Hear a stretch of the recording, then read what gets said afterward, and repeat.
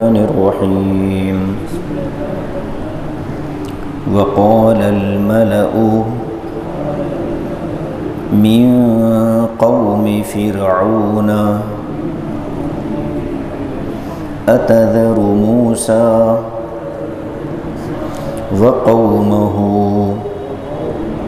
ليفسدوا في الأرض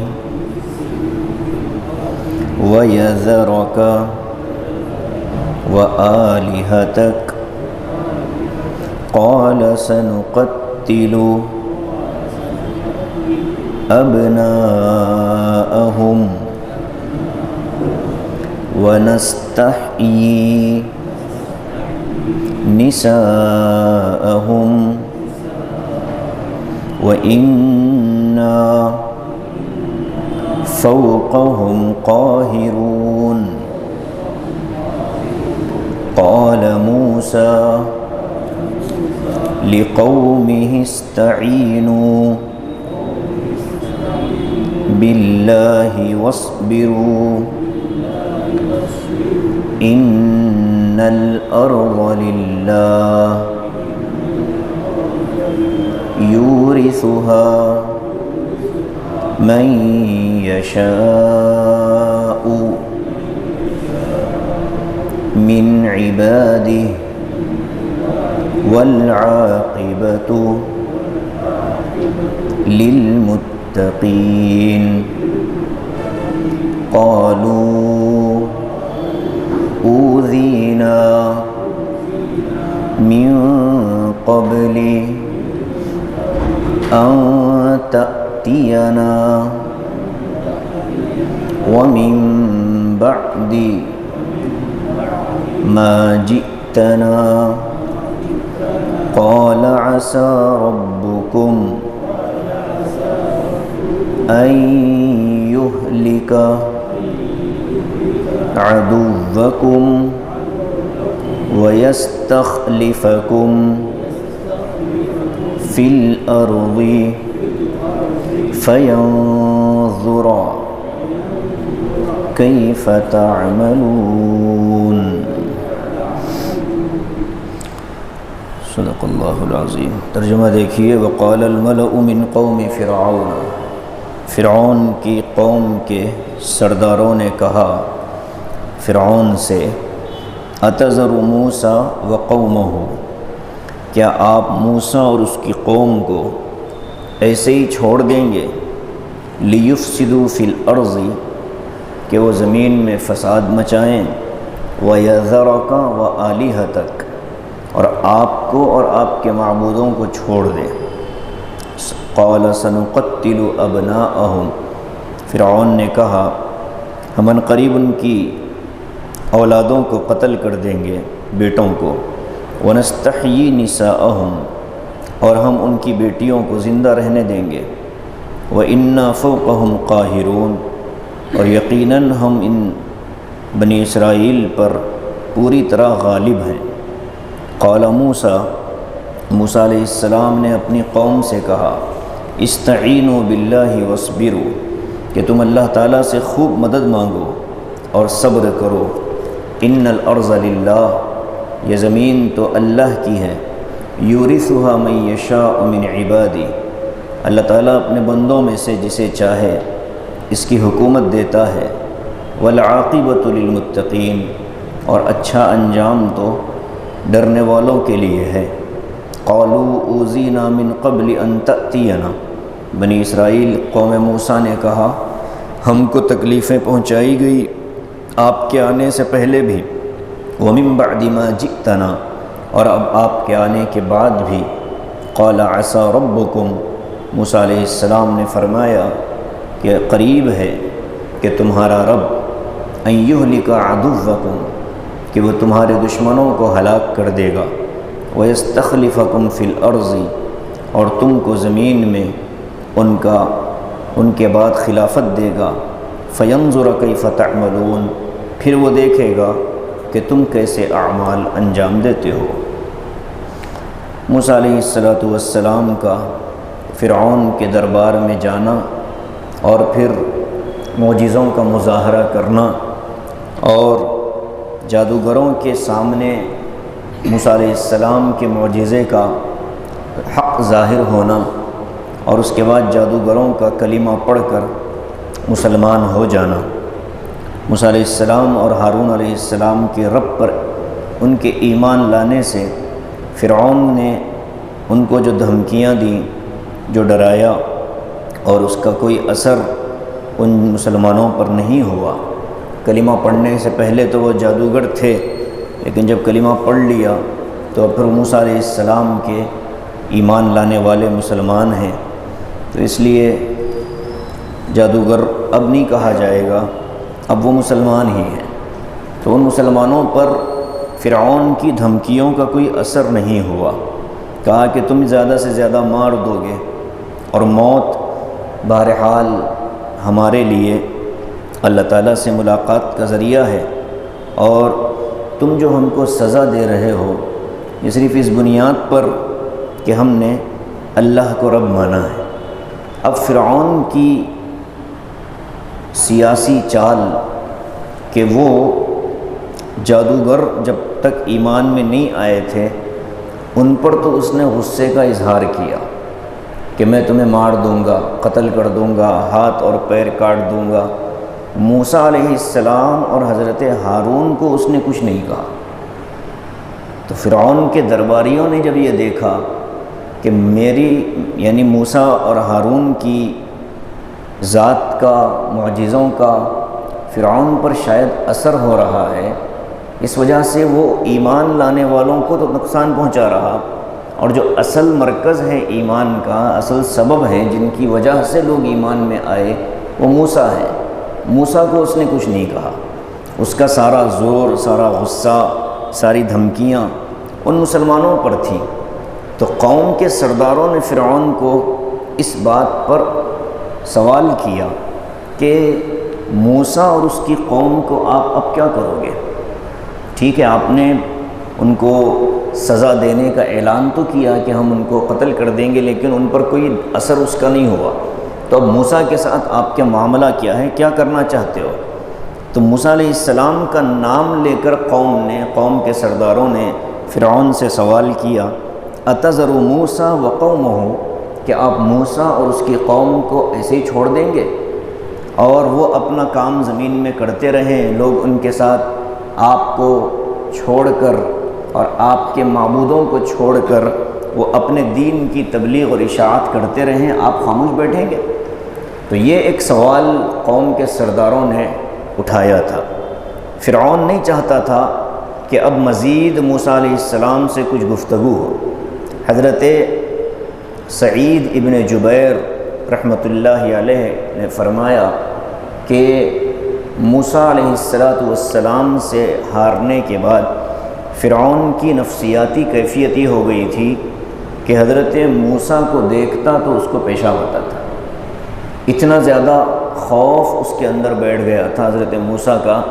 تو اب ظاہر ہے کہ جب آدمی کسی سے ڈر جاتا ہے تو اس کو آپ لاکھ اٹھائیں کہ بھئی آپ ان سے مقابلہ کرو تو وہ ادھر ادھر ہی کی بات کرے گا، اصل موضوع پر گفتگو نہیں کر پائے گا۔ تو موسیٰ علیہ السلام کو کیوں تم چھوڑ رہے ہو، کیا کرنا چاہتے ہو؟ تو اس نے کیا کہا کہ ہم ان کی اولادوں کو قتل کریں گے، بیٹوں کو اور بیٹیوں کو زندہ چھوڑ دیں گے۔ یعنی یہاں بھی موسیٰ اور ہارون علیہ السلام کے بارے میں اس نے کوئی بات نہیں کہی۔ تو اس سے مفسرین نے نقطہ بیان کیا کہ جب حق کا غلبہ ہو جاتا ہے، باطل اس کو تسلیم کرے کہ نہ کرے، دنیا والے اس کو مانے یا نہ مانے، لیکن جو باطل پرست ہوتے ہیں انجانہ خوف ان کے دلوں میں بیٹھ جاتا ہے۔ اسی لیے مسلمان جہاں کہیں اللہ کی محبت میں سرشار ہو کر اور حقیقت کے ساتھ اور موقع کی مناسبت سے جہاں کہیں نعرے تکبیر بلند کرتا ہے تو باطل کے ایوانوں میں زلزلہ ضرور برپا ہوگا۔ سیاسی جلسوں میں نعرے تکبیر کے بلند کرنے سے باطل طاقتور ہوتا ہے۔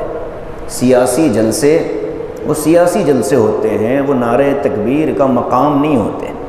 نعرے تکبیر ایک میدان کا نعرہ ہے، وہ بھی ایسا میدان جو جان ہتھیلی پر لے کر اللہ کے دین کی سربلندی کے لیے جذبہ جہاد سے سرشار ہو کر جب صحابہ میدان میں جاتے تھے، مجاہدین لشکر میں جاتے تھے، تو لڑائی کے شروع ہونے سے پہلے نعرہ لگایا جاتا تھا، پھر اس کے بعد لوگ اپنی تلواریں اٹھا کر میدان میں کود پڑتے تھے۔ تو اس کا وہ محل ہے، اس کا وہ مقام ہے۔ اور آج بھی جہاں ہندوستان کے مختلف مقامات پر فسادات مچائے جاتے ہیں، وہاں بھی اگر اس نعرے کو ایمانی حرارت کے ساتھ اگر مسلمان لگا دیں تو باطل کے کپڑے گیلے ہو جاتے ہیں۔ یہاں آپ دیکھیں کہ فرعون اتنا بڑا بادشاہ کہ وہ اپنے آپ کو کہتا تھا میں خود رب ہوں، اور میرے علاوہ کسی اور کو میں رب سمجھتا نہیں، ما علمت لکم من الہ غیری، کہتا تھا سورہ 20ویں پارے میں ہے کہ میں اپنے علاوہ تمہارے لیے کسی اور کو رب نہیں سمجھتا۔ یہ خود اس کا اپنا دعویٰ تھا موسیٰ کے آنے سے پہلے تک۔ اور جب موسیٰ علیہ السلام آ گئے تو اب اس سے موسیٰ علیہ السلام کے سامنے وہ شکست کھا گیا، تو ہونا تو یہ چاہیے تھا کہ موسیٰ کو پھانسی پر چڑھا دو، یا یہ کہ ہارون کو ختم کر دو، نہیں، موسیٰ کی قوم کو پھانسی پر چڑھا دو، اور کہا کہ بچوں کو قتل کر دو۔ کیوں؟ تاکہ بعد میں ان کی نسل بڑھنے نہ پائے اور ان کے افراد اضافہ نہ ہونے پائیں۔ تو یہ ہے نفسیات باطل کی کہ وہ براہ راست کبھی بھی حق کا مقابلہ نہیں کر سکتا۔ اسلام حق ہے، دنیا کے تمام مذاہب باطل ہیں، دنیا میں اسلام کو مٹانے کے لیے سازشیں رچی جاتی ہیں، براہ راست اسلام کے کسی حکم کو مٹانا یہ باطل کے بس کی روک کا روگ نہیں ہے۔ بچوں کی پیدائش پر روک لگانا، فیملی پلاننگ کا ذہن بنانا، اور پھر مسلمانوں کے گھروں میں بچوں کی کثرت کی بنا پر ان کو مذاق کا موضوع بنانا، یہ سارے ہتھ کنڈے تو چلتے رہیں گے، لیکن براہ راست اسلام پر یا اسلام کے کسی حکم پر پابندی لگا دی جائے، یہ ان کے بس کی بات نہیں ہے۔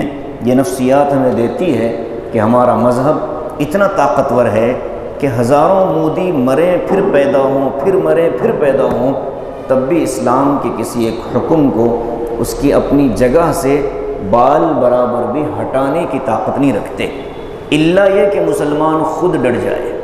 یہاں بجادوگر طاقت میں تھے، یعنی ایمانی قوت میں تھے، براہ راست کہتے تھے تو کیا کرے گا، زیادہ سے زیادہ مار دے گا۔ یہ جو جملہ ہوتا ہے یہ خوف اور ڈر کو ختم کرنے والا ہوتا ہے، یعنی اب ایک قانون بن گیا، اب اس قانون پر تبصرے ہو رہے ہیں، اس قانون پر ڈیبیٹس ہو رہے ہیں، اس قانون پر مذاکرے ہو رہے ہیں، تو غیر محسوس طریقے سے لوگوں کے دلوں میں اس کا رعب بیٹھے گا۔ جب اس کو تذکرے سے ہٹا دیا جائے گا تو پھر آدمی نفسیاتی طور پر اس کو کمزور سمجھے گا۔ یہ طریقہ کار ہے، اس لیے کسی بھی حکومت کے کسی قانون سے اب مدارس پر نوٹس آئی، بند کون کرے گا؟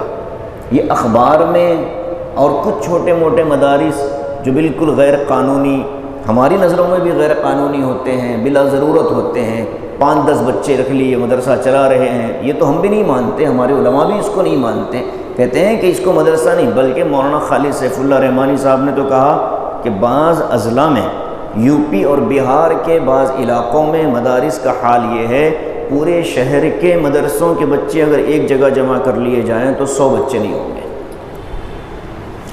ان کو روک دینا چاہیے، اس کو تو ہم بھی سپورٹ نہیں کرتے۔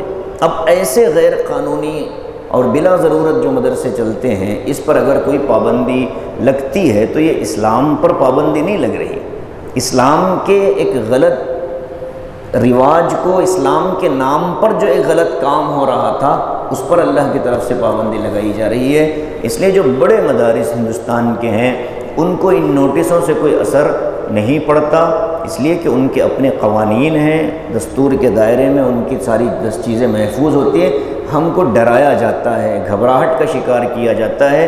فرعون جتنا طاقتور تو موجودہ حکمران نہیں ہے۔ ہاں، اس نے یہ تو کہا تھا کہ میں بایولوجیکلی پیدا نہیں ہوا، میں تو ایک بارش کا قطرہ بن کر زمین پر پٹک دیا گیا۔ یہ اس کے ذہن کا باولا پن ہے، اتاولا پن ہے، بے وقوفی کی حد ہے، شکست کا خوف ہے۔ یہی باتیں فرعون بھی کرتا تھا، لیکن یہ فرعون اتنا بڑا تو نہیں تھا، خدائی کا دعویٰ کرنے والا اور بڑا دربار لشکر، اس کو مسلمانوں نے جواب دیا کہ تو کیا کرے گا، تو اتنی بڑی تعداد اس ملک کے مسلمانوں کی ہے، اگر یہ بھی وقت کے فرعون کو ایسے ہی جواب دینے لگے تو وہ اپنی موت خود مرے گا۔ ہم ڈریں گے وہ کامیاب ہوگا، ہم مقابلے کے لیے کھڑے ہوں گے تو وہ اپنی موت آپ مر جائے گا۔ یہ باطل کی نفسیات ہیں اور باطل کا مزاج ہے، طاقتور ہوگا اپنی جگہ، لیکن ہمارے ہاں جو ایمان کی طاقت ہے اس کا کوئی مقابلہ نہیں ہے۔ اس لیے ہم کو موسیٰ علیہ السلام نے آگے ترتیب بتائی کہ کیسے تم اس کا مقابلہ کر پاؤ گے۔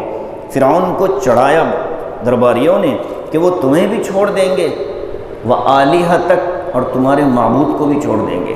اب سوال یہ ہوتا ہے، فرعون تو خود معبود اپنے آپ کو کہتا تھا اور درباری کہتے ہیں کہ تمہارا بھی ایک معبود ہے، یہ کیا مسئلہ ہے؟ فرعون رعایا کے سامنے تو یہ کہتا تھا کہ میں تمہارا رب ہوں، لیکن حقیقت میں وہ بھی سورج اور گائے کی پوجا کرتا تھا، حقیقت میں وہ بھی سورج اور گائے کا پجاری تھا۔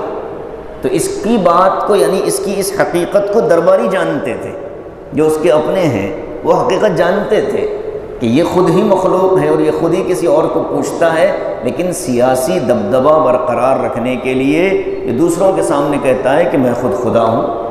تو اب درباریوں نے جب اس سے بات کی تو کہا کہ وہ تمہیں بھی چھوڑ رہے ہیں اور تم جن کو اپنا معبود سمجھتے ہو یہ ان کو بھی چھوڑ دیں گے۔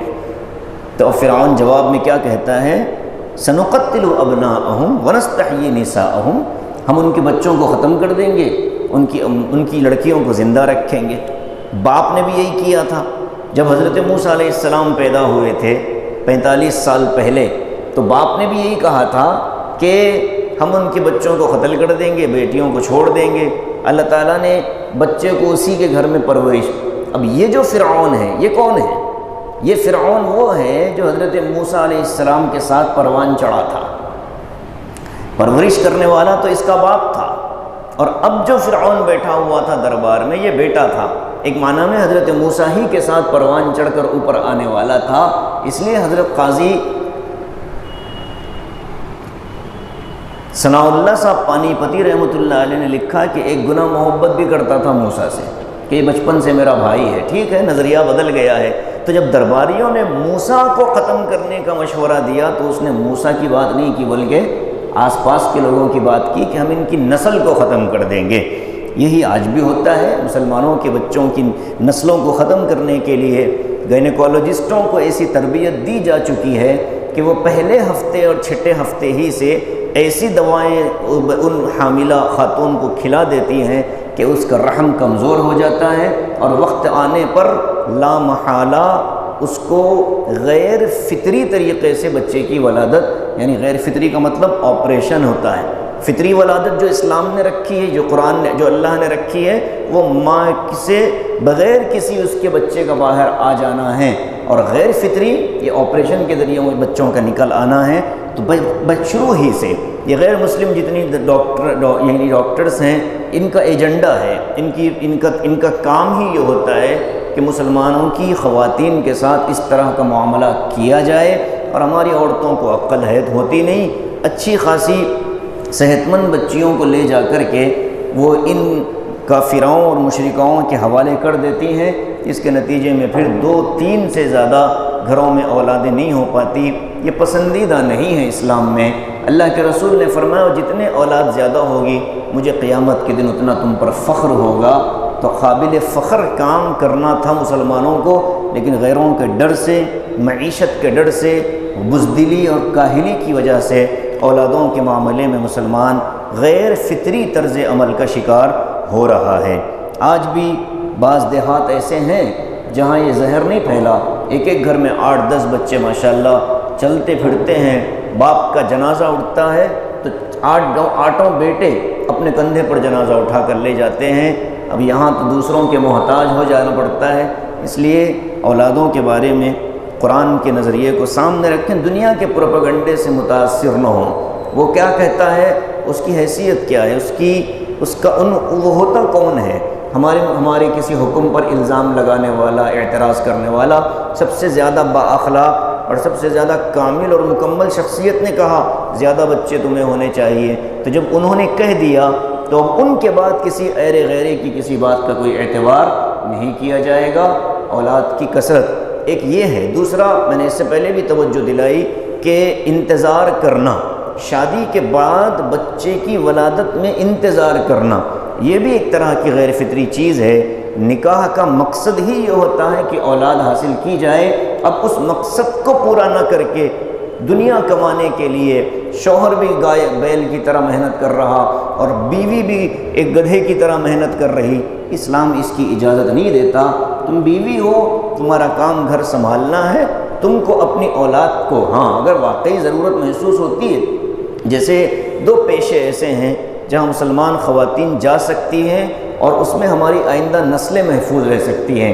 ایک تو یہی پیشہ جو ڈاکٹری کا ہے، یہاں ہماری بچیوں کی کمی کی وجہ سے مجبوراً غیر مسلم خواتین سے علاج کروانا پڑتا ہے، اور وہ اپنے RSS کے ایجنڈے کے تحت وہ اپنا کام کر رہی ہیں۔ جتنے نام یہاں بڑے بڑے ہیں جو ہماری ہزاروں کی کمائی سے ہماری نسلوں کو ذبح کر رہی ہیں، یہ سب اسی کے چٹے بٹے ہیں، چاہے وہ بچپن سے ہماری دوست ہی کیوں نہ ہو، ہماری بھلائی کی باتیں ہی کیوں نہ کرتی ہوں، ہے تو کافرہ مشرکہ اور RSS کو پیسہ دینے والی۔ اس لیے ان کے توڑ کے لیے ہماری بچیوں کے اندر قابل ترین بچیاں اگر ہوں اور وہ MBBS اور MD تک جا سکتی ہوں، گائنیکالوجسٹ ان کو دلوایا جائے، گائنیکالوجی کے ڈپارٹمنٹ میں ان کو داخل کروایا جائے، پھر یہ کام ہو سکتا ہے۔ مگر اس میں بھی بنیادی شرط وہ بچی بچپن سے عزت و عفت کی حفاظت کرنے والی ہو۔ ایسا نہیں کہ تعلیم کے نام پر اس کی دامن عفت کو تاڑ تاڑ کر دیا جائے، اس کی قطعاً اجازت نہیں۔ ہم ان دشمنوں کے ساتھ علاج کروا لیں گے، اس میں ہم راضی ہیں، مگر یہ کہ ہماری بچی کالج کے نام پر تباہی اور بربادی کی طرف نہ جانے پائے۔ اس لیے کہ جتنے انٹر کاسٹ میرجز اس وقت ہو رہے ہیں، اس میں ایک بڑا طبقہ میڈیکل لائن کے میڈیسن پڑھنے والی بچیوں کا بھی ہے۔ کالج کے ساتھ اٹھتے بیٹھتے بچوں کے ساتھ تعلق بن جاتا ہے اور اس کے بعد پھر تباہی کی طرف چلے جاتے ہیں۔ اب دوسرا شعبہ ہے تعلیم کا۔ ہماری بچیوں کو، جو بچیاں بالغ ہو جاتی ہیں 9th 10th کے بعد، ان بچیوں کو اسلامی ذہنی تربیت کے لیے ہمارے بچیوں کو اچھی گورنمنٹ سرکاری ٹیچرز بننا چاہیے، پھر وہاں وہ ان کی تعلیم کا، تربیت کا نظام کر سکتی ہیں اپنے طاقت کے بقدر۔ تو بہرحال موسیٰ علیہ السلام کے مقابلے میں فرعون نے کہا کہ ہم بچوں کو قتل کر دیں گے، بیٹیوں کو زندہ چھوڑ دیں گے۔ یہ دوسری مرتبہ، یعنی یہ قانون 45 سال پہلے بھی بنا تھا، ناکام ہو گیا، اب دوسری مرتبہ بن رہا ہے، اب یہ بھی ظاہر ہے کہ ناکام ہی ہوگا۔ وَإِنَّا فَوْقَهُمْ قَاهِرُونَ، کہا ہمارے ہاتھ میں حکومت ہے، ہم جو چاہیں قانون بنائیں اور اس کو نافذ کرنے کی ہم طاقت بھی رکھتے ہیں۔ یہی دھوکہ کھا جاتی ہے حکومتیں یہ سمجھتی ہیں کہ پارلیمنٹ میں بیٹھ کر قانون بنا لینے سے وہ قانون حکومت کی رعایا عمل میں لائے گی، یہ بہت بڑی یعنی ان کا خواب ہے۔ اس لیے کہ قانون پر عمل کروانا یہ طاقت کے بل بوتے پر ممکن نہیں ہوتا، ذہن سازی کر کے جب کوئی قانون نافذ کیا جاتا ہے تو آسانی سے عمل ہو جاتا ہے۔ جی اب آگے، قال موسیٰ لقومہ استعینوا، موسیٰ علیہ السلام کی قوم موسیٰ علیہ السلام کے پاس آ کر کہتی ہے، حضرت یہ نیا قانون آپ نے سنا، نیا قانون آپ نے سنا کیا کہ ہمارے بچوں کو قتل کر دیا جائے گا۔ اب مستقبل ملک کے مسلمانوں کا مستقبل محفوظ نہیں ہے، آئندہ نسلیں ہماری محفوظ نہیں ہیں، کیا کریں؟ حضرت موسیٰ علیہ السلام سے سوال ہوتا ہے۔ حضرت قانون بن گیا فرعون کی عدالت میں اور پارلیمنٹ میں کہ بچوں کو قتل کیا جائے گا، بچیوں کو رکھا جائے گا، یہ بچیاں بڑی ہوں گی، پھر ہمارے ہی گھروں میں باندیاں لونڈیاں بن کر آئیں گی اور ہم ان کے ساتھ منہ کالا کریں گے اور ان کو اپنی خدمت پر رکھیں گے۔ یہ تھا منصوبہ، لو ٹریپ، آج اس کو نیا نام دے دے کوئی حرج نہیں۔ موسیٰ علیہ السلام کے پاس جب یہ مسئلہ لے کر قوم پہنچی، صرف 2 باتیں کہیں حضرت نے، استعینوا باللہ، استعینوا باللہ، کہ یہ لو مسلمانوں اللہ سے مدد مانگو، اور استعانت باللہ کا حقیقی مفہوم یہ ہے کہ تم اللہ تبارک و تعالیٰ سے سرسری مدد نہ مانگو، گڑ گڑا کر مدد مانگو۔ یہ ہے استعانت۔ قانون بن رہا ہے، تمہارے پاس روکنے کے لیے نہ کوئی تدبیر ہے نہ کوئی طاقت ہے، لیکن تمہارا ایمان اللہ پر مضبوط ہے اور تم اللہ کو مانتے ہو، اسی لیے تو قانون تمہارے خلاف بن رہا ہے۔ تو بنیادی بات کیا رہی؟ ان کو شکایت تم سے نہیں ہے بلکہ تمہارے اللہ سے ہے، لہٰذا تم اللہ سے مدد مانگو۔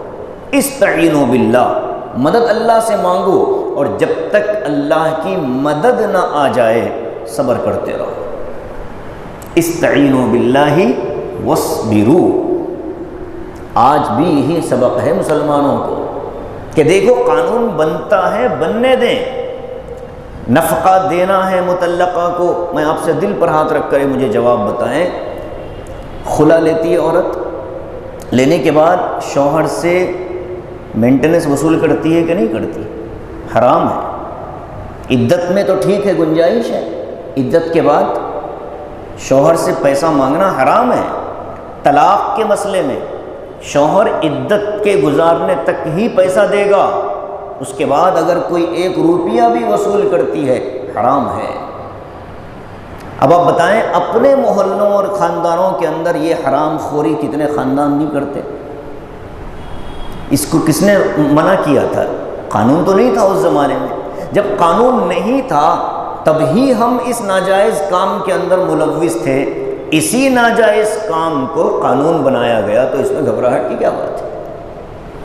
پہلے ہی سے ہم اس گناہ کے اندر ملوث ہیں کہ مطلقہ کو طلاق کے بعد عدت کے وقت گزرنے کے باوجود عدالتوں کے ذریعے سے پولیس کا دباؤ ڈلوا کر یا درمیان کے کسی غنڈے موالیوں کو لا کر یہ فیصلہ کروایا جاتا ہے کہ نہیں، آپ ان کو 5 سال تک پیسے دینے پڑیں گے، 10 سال تک پیسے دینے پڑیں گے، یا کم از کم جو تمہارا وہاں پلاٹ ہے وہ بیوی کے نام کرنا پڑے گا، یا وہ فلاں مکان بیوی۔ یہ حرام خوری ہے، ناجائز ہے، اس مکان میں رہنے والے حرام، اس مکان سے آنے والی آمدنی کا استعمال کرنا حرام۔ اب یہ مسائل شریعت کے تھے، اس پر مسلمانوں نے خود ہی اس کے خلاف ورزی کی، اب قانون بن گیا کہ مطلقہ کو نفقہ دینا چاہیے بعد میں بھی، تو اس میں واویلا مچانے کی کیا ضرورت ہے؟ بہت سے قوانین ایسے ہی ہیں ہم نے اپنے ہاتھوں سے خراب کیے، پھر اللہ تعالیٰ نے اس پر قانون بنوا دیے، ورنہ ان کی کیا اوقات کہ یہ قانون بنائے؟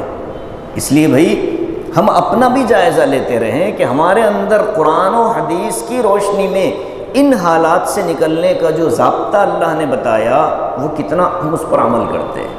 استعینوا باللہ واصبروا، کوئی حالات آئیں، کسی بھی طرح کا انفرادی، اجتماعی، ملی، قومی مسئلہ آئے، 2 ہی کام مسلمانوں کو کرنے ہیں، اللہ سے گڑ گڑا کر مدد مانگنا ہے، اور جب تک مدد آ جائے صبر کے ساتھ حالات کا مقابلہ کرنا ہے۔ موسیٰ علیہ السلام فرعون جیسے بادشاہ کے مقابلے میں یہ ضابطہ قوم کو بتا رہے ہیں، اور پھر آگے ایک جملہ فرمایا جو ہمت دیتا ہے، ان الارض للہ۔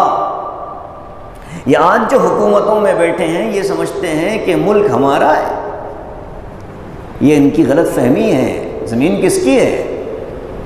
اللہ کی ہے۔ ان الارض للہ، زمین اللہ کی ہے۔ یہ ہندو راشٹر اگر تھا تب بھی ملکیت اللہ کی، یہ مغل حکمرانوں کا دور تھا تب بھی حقیقی مالک تو اللہ تھا۔ تو جس زمین کا حقیقی مالک اللہ ہے وہی فیصلہ کرتا ہے کب کس کو کس زمین کا مالک کتنے دنوں تک بنانا ہے۔ ان الارض للہ یورثها من یشاء من عبادی، اپنے بندوں میں سے جسے چاہے وہ زمین کی حکومت دیتا ہے۔ بندے عام ہیں، مسلمان ہونا ضروری نہیں ہے۔ اللہ کی مرضی ہے کہ جب تک چاہیں وہ ان کو رکھیں۔ 800 سال تک مسلمانوں کو رکھا، اس کے بعد 200 سال تک غیر مسلموں کو رکھا، انگریزوں کو رکھا، اور اس کے بعد 150 سال 100 سال سے ان کافروں مشرکوں کے ہاتھ میں ہے۔ پھر ایک 50 سال کے بعد دوبارہ مسلمانوں کو دے دے، کون اللہ کو روکنے والا ہے؟ ان الارض للہ. اب یہاں دیکھیں یورثھا من یشاء من عبادہ کا جملہ موسیٰ علیہ السلام کی زبان سے نکلا، اور مصر کے بارے میں حضرت موسیٰ فرما رہے ہیں کہ یہ مصر اللہ کی ملکیت ہے. فرعون وقتی طور پر بادشاہ بنا، حقیقت میں اس کا مالک اللہ ہے، جسے چاہے گا دے گا، تمہیں بھی دے دے گا. تو یہ ملی کب؟ حضرت داؤد علیہ السلام کے زمانے میں مصر مسلمانوں کے قبضے میں آیا.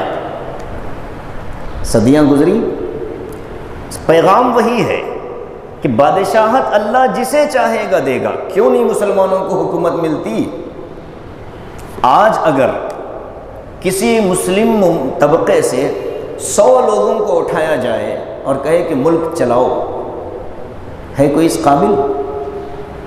کسی کے اندر ہے یہ قابلیت؟ یہاں کلکٹر کو کہیں کہ بھائی آپ ایک دن چھٹی لے لو، شہر کا جو سب سے بڑا میں کہنے والا آدمی ہے، جو ہر ہنڈی میں میری منڈی ڈالنے والا ہے، اس کو کسی کو بٹھا دو کرسی پر اور کہو کہ ایڈمنسٹریشن چلا کر بتا دو ایک دن کا.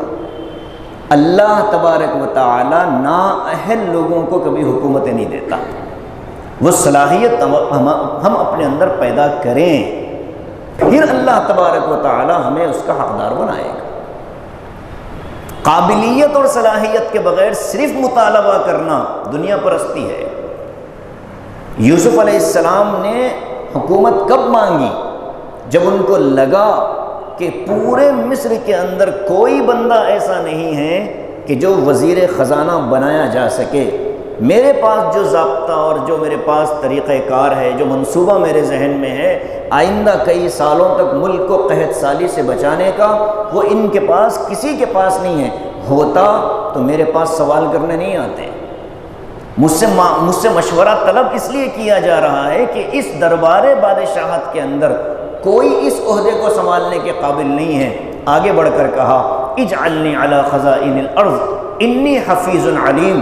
مجھے آپ ذمہ داری دیجئے، میں حفاظت کے ساتھ پوری امانت داری کے ساتھ کام کر کے بتلاتا ہوں.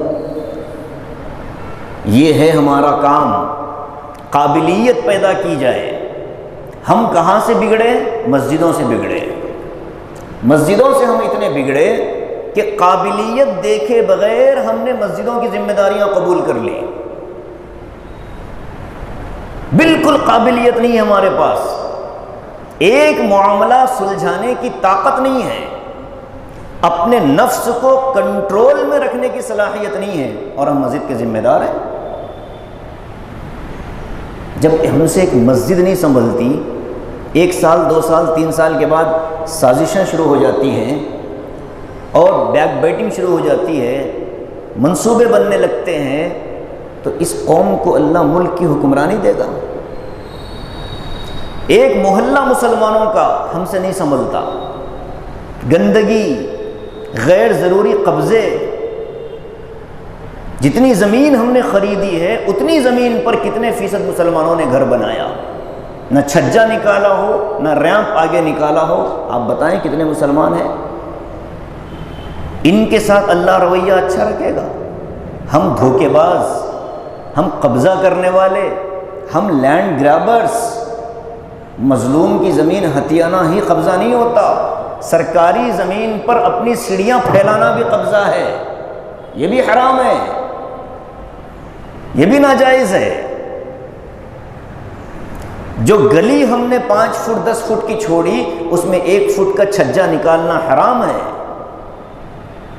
ہم اس میں ملوث نہیں ہیں. اور ہمارے ساتھ یہ تو اللہ کا کرم ہے کہ مودی جیسا بیٹھا ہے. ہم تو اس کے قابل بھی نہیں ہیں، بلکہ ہم کو تو فرعون بھی اگر بٹھا دیتا تب بھی ہمارے کرتوت اور ہمارے کالے کارناموں پر وہ بھی چھوٹا پڑ جاتا تھا. صرف مسلمان ہو جانا خلافت کے لیے مستحق استحقاق نہیں ہے، قابل بننا پڑے گا.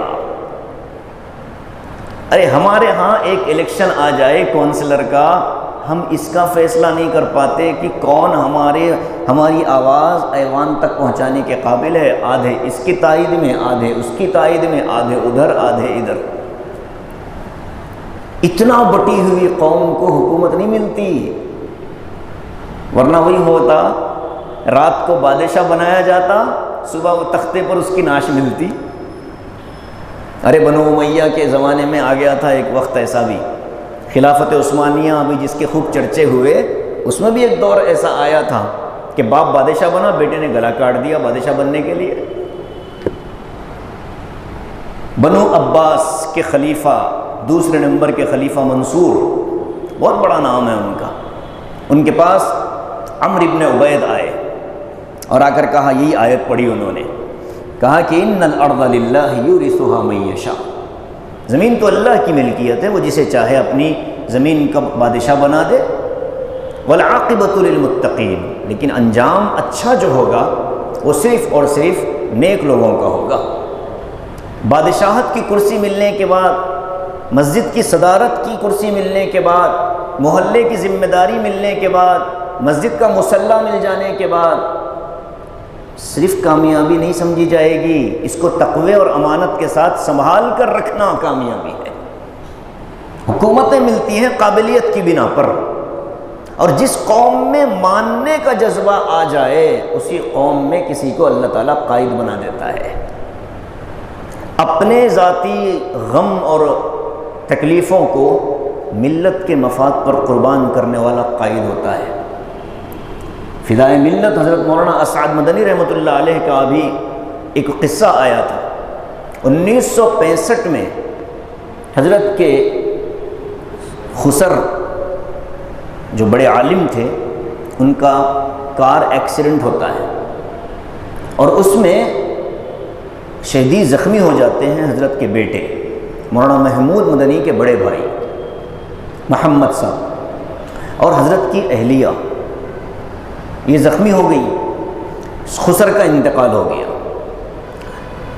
مان لیجئے پیر کے دن حادثہ ہوا، منگل کے دن دیوبند میں جنازہ ہوا، اور منگل کے دن شام ہی کو حضرت مولانا اسعد مدنی دلی پہنچ گئے جمعیت کی میٹنگ میں۔ رات کو اطلاع آئی، اجلاس تھا پورے ہندوستان کے لوگوں کا، رات کو اطلاع آئی کہ آپ کے صاحبزادے محمد کا بھی انتقال ہو گیا ہے۔ دیوبند پہنچے، جنازہ پڑھایا، تدفین کی اور فوراً دلی پہنچ گئے۔ دلی میں جو ہندوستان بھر کے علماء آئے تھے، انہوں نے بیٹھ کر مشورہ کیا تھا کہ ایک ہی دن میں 2 حادثے ہو گئے، اجلاس کو مؤخر کر لیا جائے۔ اعلان کر لیا انہوں نے۔ یہ دہلی پہنچے تو لوگ اپنے سامان جما رہے تھے، پوچھا کہاں جا رہے ہو؟ کہا حضرت آپ کے ساتھ اتنے حادثے ہو گئے، لہٰذا ڈانٹ کر کہا جو ہونا تھا ہو چکا، جو آگے ذمہ داری ہے اس کے لیے ہم کیوں پیچھے ہٹیں، چلو میٹنگ شروع کر دیں۔ تو لکھنے والوں نے، ان کی سوانح لکھنے والوں نے لکھا، لکھنے والا کوئی اور نہیں، الرسالہ کا ایڈیٹر تھا وحید الدین خان، بڑا زبردست لکھنے والا بوڑھا۔ اس نے لکھا کہ میں نے اسعد مدنی کے اندر ایک قائد کو دیکھا کہ اپنا ذاتی غم ملت کے غم کے آگے اس کی کوئی حیثیت نہیں تھی۔ یہ ہوتے ہیں قائدین۔ چھوٹا سا کام آ جائے، چھوٹی سی ضرورت پیش آ جائے، میٹنگ ملتوی کر دی جائے، پروگرام پوسٹپون کر دیے جائیں چھوٹے موٹے، اس سے قومیں تیار نہیں ہوتی بھائی۔ قربانیاں دینا پڑے گا، تب کہیں قوموں کے اندر سے یہ سستی اور کاہلی باہر نکل جاتی ہے۔ موسیٰ علیہ السلام نے ایک منشور دے دیا، ایک دستور دے دیا قوموں کو حکومتوں میں کیسے آنا چاہیے۔ کہا یورثها من یشاء من عبادی۔ تو عمرو ابن عبید نے یہی آیت پڑھی کہ بادشاہت ملے گی آپ کو بھی، اور اس کے بعد وہ خلیفہ بنا دیے گئے منصور۔ تو جب خلیفہ بن گئے تو عمرو ابن عبید دوبارہ آئے اور اگر کہا کہ آپ نے جو ہم کو حکومت کے ملنے کی پیشن گوئی کہی تھی وہ پوری ہو گئی۔ تو کہا آگے ایک آیت اور ہے اللہ کی، وہ کیا؟ وَالْعَاقِبَةُ لِلْمُتَّقِينَ، اور نیچے ہے لفظ فَيَنْظُرَ كَيْفَ تَعْمَلُونَ۔ اب جب تم کرسی پر بیٹھ چکے ہو، یہ بھی آزمائش ہے اللہ کی کہ وہ دیکھے گا تم کیا کرتوت کرتے ہو۔ صرف تم کو خلیفہ بنا دینا یہ وعدہ نہیں ہے، تم کو خلافت دے کر، حکومت دے کر تمہارے کارنامے دیکھے گا اللہ تعالیٰ۔ پھر کہا وَالْعَاقِبَةُ لِلْمُتَّقِينَ، اصل کامیابی یہ ہے کہ تم حکومت کی کرسی پر بیٹھ کر متقی رہو، تب کہیں جا کر تم کامیاب ہو جاؤ گے۔ تو یہ بات حضرت موسیٰ نے کہی وَالْعَاقِبَةُ لِلْمُتَّقِينَ، کہ انجام جو اچھا ہوگا وہ متقیوں کے لیے ہوگا۔ قوم نے حضرت موسیٰ سے شکایت کے طور پر کہا، موسیٰ سے شکایت نہیں تھی، حالات کی شکایت کی۔ اوذینا من قبل ان تأتینا، آپ کے نبی بنائے جانے سے پہلے بھی ہم کو ستایا گیا، بچوں کو مار دیا جاتا تھا، اینٹیں بنانے کا کام کرواتا تھا فرعون، بنی اسرائیل کے لوگوں سے مزدوری کرواتا تھا، اور مزدوری کروا کر سامان مٹی وغیرہ خود دیتا تھا کہ بھائی تم مٹی میری لے لو اور اینٹیں بنا کر مجھے دے دو، نتیجے میں تم کو اجرت دے دوں گا۔ اب یہ جب حالات آئے، موسیٰ علیہ السلام جب آئے تو کہتے ہیں وَمِن بَعْدِ مَا جِئْتَنَا، جب آپ آئے تب بھی حالات وہی تھے، ہم کو تو امید ہو گئی تھی کہ آپ ایک قائد ہیں ہمارے، آپ بڑے ہیں، آپ کے آنے کے بعد حالات بدلیں گے۔ تو کہا کہ نہیں، کیا حالات بگڑے آنے کے بعد؟ یہی کہ وہ جو مٹی دیا کرتا تھا اینٹ بنانے کے لیے اور اس پر جو اجرت دیتا تھا، اس نے کہہ دیا مٹی بھی تم ہی کو پرووائڈ کرنا ہے، اجرت اتنی ہی ملے گی، مٹی بھی تمہاری، اینٹ بھی تمہاری، بس تمہاری اجرت اتنی، محنت ڈبل کر دی گئی۔ یہ تو جسمانی مشقت، اور پھر وہ ذہنی پریشانی کہ اولادیں اگر پیدا ہوں تو ان کو چھپایا جائے، بچے پیدا ہوں تو مار دیے جائیں گے۔ موسیٰ علیہ السلام نے اس کے بعد کہا عسیٰ ربکم ان یہلک عدوکم، قریب ہے کہ اللہ تمہارے دشمنوں کو ہلاک کر دے گا۔ استعینوا باللہ واصبروا، جوڑتے چلیے آیتوں کو، کہا کہ تم اللہ سے مدد مانگو، صبر کرو، کیا ہوگا فائدہ؟ اللہ تمہارے دشمنوں کو ہلاک کرے گا۔ وَيَسْتَخْلِفَكُمْ فِي الْأَرْضِ، اور آج جو تمہارے جان کے دشمن ہیں تم انہی پر حکمران بن کر بیٹھ جاؤ گے۔ اس ملک میں بھی جو مولانا خلیل الرحمن سجاد نعمانی کہتے ہیں بار بار کہ ملک ہدایت کی کگار پر کھڑا ہے، مسلمانوں کو تھوڑی صبر کے ساتھ، ہمت کے ساتھ قدم اٹھانا ہے، دعوت کا میدان مضبوط کرے، اخلاقی مظاہرہ اچھا ہو، اور ایسی قابلیت اپنے اندر پیدا کر لو کہ کل اگر حکومت گری اور اللہ تعالیٰ کسی مسلمان کو حکومت دینا چاہے تو اللہ تعالیٰ کو، بلکہ اپنے الفاظ میں میں یہ کہوں کہ اس مسلمان کو اس حکومت کے چلانے میں کسی کی مدد کی ضرورت نہ پڑے۔ یہ قابلیت پیدا کر لینی چاہیے قوموں کو، اپنی نسلوں کے اندر قائدین تلاش کریے۔ آپ کے گھر میں جو بچے چلتے پھرتے ہیں چھوٹے سے، ان کے اندر ڈھونڈیے کہ اس میں صلاح الدین ایوبی ہے، اس میں محمد بن قاسم ہے، اس میں کوئی ایسا بڑا آدمی ہے، تلاش کر نکالنا پڑتا ہے۔ ہر بچے میں صلاحیت ہے۔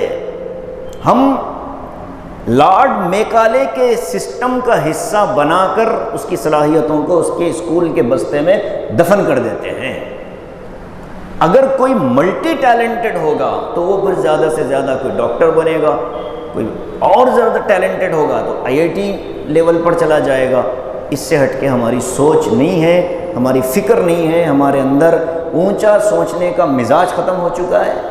مزدور بنانا چاہتے ہیں ہم کہ گورنمنٹ نوکری مل جائے، پرائیویٹ نوکری مل جائے، مزدوری کرے گا، گھر پال لے گا، کرے گا، کیا کماتا ہے؟ ہمارے ہاں سوال ہے بچی کا رشتہ پوچھنے سے پہلے، کرتا کیا ہے، آمدنی کتنی ہے؟ یہ ہے مادی سوچ، یہ اسلامی سوچ نہیں ہے۔ اسلامی سوچ کچھ اور ہی تھی رشتوں کے بارے میں، وہ کسی اور موضوع پر بتاؤں گا انشاءاللہ۔ لیکن ہماری جو گھروں کی سوچ بنی ہوئی ہے کہ بچے نے 10th کر لیا، انٹر کر لیا، اب اس کے بعد اس کو کسی انجینئرنگ کالج میں یا میڈیسن کالج میں داخلہ دلوا دو، پیسے ہوں گے تو مینجمنٹ کی سیٹ لے لیں گے، پیسے نہیں ہوں گے تو ایسے ہی کر لیں گے کاؤنسلنگ کے ذریعے سے، اور اس کے بعد معاملہ صاف۔ اب کمانے کے لیے ہم نے اس کو پیدا کیا ہوا ہے، بچپن سے کمائی کمائی کمائی کمائی کا ذہن بن گیا ہے۔ اب وہ ہندوستان میں کمائی کے موقع تلاش کرنے کی کوشش نہیں کرے گا، وہ سیدھے چلا جائے گا یورپی ممالک کو، اور پھر وہاں کے غلامانہ ذہنیت کے ساتھ قانون بڑا سخت ہے، بھئی وہاں کا قانون بڑا سخت ہے، وہاں کا قانون بڑا سخت ہے۔ یہ ہے غلامانہ سوچ کہ وہاں کے قانون کے ماتحت رہنے کا کلمہ پڑھ کر جانے والے نوجوان وہاں سے آتے ہیں واپس تو اپنے ماں باپ کے بھی وفادار نہیں رہتے، ملک و ملت کی وفاداری تو ختم ہو چکی ہے، وہ اپنے ماں باپ کے بھی نہیں ہوتے۔ اس لیے بھائی بچوں میں وہ صلاحیت تلاش کیجیے جو اللہ تعالیٰ نے چھپا کر رکھی ہے۔ ضروری نہیں کہ مقرر صرف عالم ہو، ضروری نہیں کہ مسجد کا امام صرف عالم ہو، بچے کے اندر تلاش کریے کہ میرے بچے میں بولنے کی صلاحیت، خطابت پر لگائیے اس کو، اچھا اسپیکر بنائیے اس کو، ملت کی قیادت کرے گا اپنی زبان میں، علماء کے ساتھ رہے گا تو دین کو اپنے وقت کی زبان میں کنورٹ کر کے امت کے سامنے پیش کرے گا۔ افراد چاہیے ایسے؟ نہیں، ہم کیا کرتے ہیں، علماء کو انگریزی بھی سیکھنا چاہیے، ارے 1.5% مولوی قرآن بھی وہی پڑھے، حدیث بھی وہی پڑھے، تفسیر بھی وہی سنے، اور اس کے بعد میں عربی لینگویج کے ساتھ ساتھ انگریزی بھی وہی پڑھے، اور بقیہ جو 98.5% مسلمانوں کے بچے یہ جو گھاس چر رہے ہیں اسکولوں کے اندر، یہ کس کام کے ہیں؟ یہ کس مرض کی دوا ہیں؟ یہ کیا کرتے ہیں بتاؤں میں؟ یہ 2 سال 5 سال سعودی عرب وغیرہ گزار کر امام نماز مصلی پر تراویح پڑھاتا ہے تو کم وقت قرآن شریف لے کر پیچھے بیٹھتا ہے غلطیاں تلاش کرنے کے لیے۔ ایسے ناہنجار جاہل پیدا ہوں گے۔ پھر اگر بچپن سے اس کو پڑھایا جاتا کہ قرآن کتنی خطرناک کتاب ہے کہ پڑھنے کے لیے پتا پانی کرنا پڑتا ہے، اور پھر اس کو بتایا جاتا کہ یہ جن کے سینوں میں آ جاتا ہے وہ تمہاری سازشوں کے لیے پیدا نہیں ہوئے، بلکہ انہوں نے ڈاکٹری وغیرہ چھوڑ کر مصلے سنبھالے ہیں تمہاری امامت کی خاطر، تمہاری مسجدوں کو سنبھال رکھا ہے، تم انہی کے پیچھے پڑ جاتے ہو۔ سازشیں، بدتمیزیاں، بد اخلاقیاں، گستاخیاں، جملے بازیاں، یہ ساری چیزیں لوٹ کر آتی ہیں اپنی نسلوں کی طرف۔ ایسا نہیں کہ یہ چیز ضائع ہوگی، نہیں، غلط فہمی میں نہ رہیں، یہ لوٹ کر آتی ہے، اور جب لوٹ کر آتی ہے تو کوئی معمولی انداز میں لوٹ کر نہیں آتی، نسلوں تباہ کر دیتی ہے۔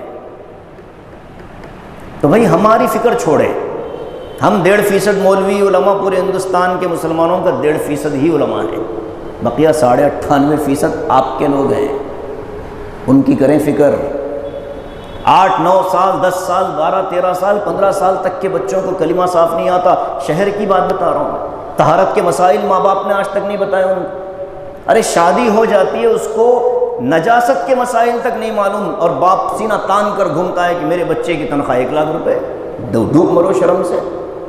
طہارت کا بنیادی مسئلہ تم نے اپنے بیٹے کو نہیں سکھایا تو کون بتائے گا؟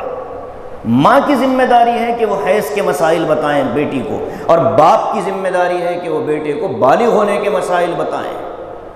یہ ذمہ داری ڈالی ہے شریعت نے۔ پہلے زمانے میں ہوتا تھا کہ بیٹے جب حالات بدلیں، جسم کی صورتحال بدلے اور کچھ تبدیلیاں محسوس ہوں تو گھبراہٹ کا شکار نہ ہو، یہ چیزیں ہوتی ہیں، یہ اسلام کا حصہ، یہ ہماری زندگی کا حصہ ہے، اور اسلام اس سلسلے میں ہم کو یہ رہنمائی کرتا ہے۔ کتنے باپوں نے اپنے بچوں کو بتایا ہوگا؟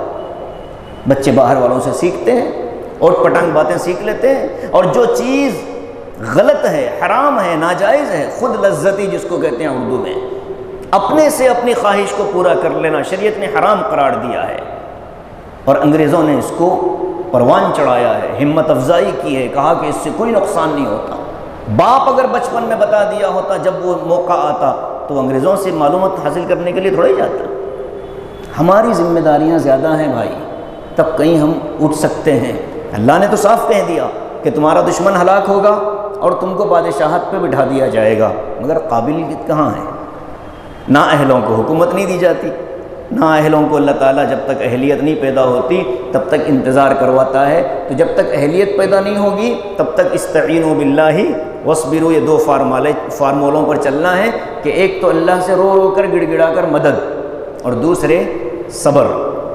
حالات بنیں گے، قوانین بنیں گے، پینک ہم کو ہونا نہیں ہے، ٹھیک ہے، قانون بنتا ہے، بننے دیں، کوئی حرج کی بات ہے۔ یونیفارم سول کوڈ بھی اگر نافذ کر دیا جائے، میں پورے بصیرت کے ساتھ کہتا ہوں کہ ہم کو گھبراہٹ کی ضرورت نہیں، بنا دے قانون۔ ارے ہم سے زیادہ تم پریشان ہوگے، غیر مسلموں کو پریشانی ہوگی، ہمیں کوئی پریشانی نہیں۔ پوری ہمت کے ساتھ آپ ان چیزوں کو فیس کرنے کا ہم کو مزاج بنانا ہوگا۔ اللہ کہتے ہیں عسیٰ ربکم ان یہلک عدوکم، کہ اللہ تعالیٰ ان قریب تمہارے دشمنوں کو ہلاک کر دے گا، ویستخلفکم فی الارض، اور زمین میں تم کو حکومت دے دے گا، فینظر کیف تعملون، جو دیکھے گا کہ تم کیا کام کرتے ہو۔ آج یہاں بیٹھ کر حکومت پر تنقید کر رہے ہو، کل خود حکومت میں آ جاؤ تو پھر تم کیا کرتے ہو، اللہ کے پاس جواب دینا پڑے گا۔ یہ احساس جواب دہی ایک بادشاہ کو انصاف پر مجبور کرتا ہے، عدل پر مجبور کرتا ہے۔ حضرت عمر رضی اللہ تعالیٰ عنہ کی زندگی کے جو واقعات آتے ہیں، حضرت علی تشریف لائے کسی کام سے بات چیت کے لیے، حضرت عمر بیت المال میں بیٹھے کچھ کر رہے تھے، حضرت علی آئے، حضرت علی سے حضرت عمر نے پوچھا کیوں آئے ہو؟ کہا کہ آپ سے کچھ بات کرنی ہے، مشورہ کرنا ہے۔ کہا کہ کس طرح کا؟ نہیں میرا ذاتی، تو حضرت عمر نے وہ چراغ جو جل رہا تھا اس کو آپ نے بجھا دیا اور ایک دوسرا چراغ آپ نے جلایا۔ حضرت عمر سے حضرت علی نے پوچھا حضرت یہ کیا کیا، پہلا چراغ کیوں بجھایا؟ کہا کہ پہلا چراغ بیت المال کے پیسوں کا تھا اور جب تک وہ جل رہا تھا تو میں بیت المال کے کام میں مصروف تھا، اور جب تم نے ذاتی مشورہ کرنا چاہا تو میں نے پھر بیت المال کا چراغ بجھا دیا اور جو اپنا ذاتی چراغ تھا میں نے اس کو جلا لیا تاکہ بیت المال کا مال میرے ذاتی کاموں پر صرف نہ ہو سکے۔ یہ ہے وہ آیت فَيَنظُرَ كَيْفَ تَعْمَلُونَ، اللہ دیکھے گا کہ تم خلیفہ اور بادشاہ بننے کے بعد کیسا کام کرتے ہو۔ اس لیے ہمارے اندر یہ چیزیں پیدا ہونی چاہیے، اپنے گھر سے شروع کریں، اپنا جو مکان کا جائزہ لیں۔ ہر آدمی میں آپ پر کسی پر انگلی اٹھا تو نہیں سکتے اس لیے کہ آپ کے گھر کہاں ہے مجھے نہیں پتہ، اللہ عالم بالصواب۔ تو اپنے اپنے گھروں کے جائزے لیں، جتنا آپ کے ہمارے کاغذ میں ہے اس سے 1 انچ بھی ہماری زمین کہیں عمارت بننے نہ پائے۔ کسی سے ڈرنے کی ضرورت نہیں، اللہ کے پاس جواب دینا ہے اس احساس کے ساتھ۔ یہاں سے تبدیلی شروع ہوتی ہے، پھر لوگ ہنسیں گے، ارے کون پوچھ رہا تھا کہ کیا ضرورت تھی۔ تو یہ ہنسنا ہمارے لیے کامیابی کا پہلا سبق ہے، پہلا زینہ ہے۔ انشاءاللہ اللہ تعالیٰ پھر ہمیں اس قابل بنا دے گا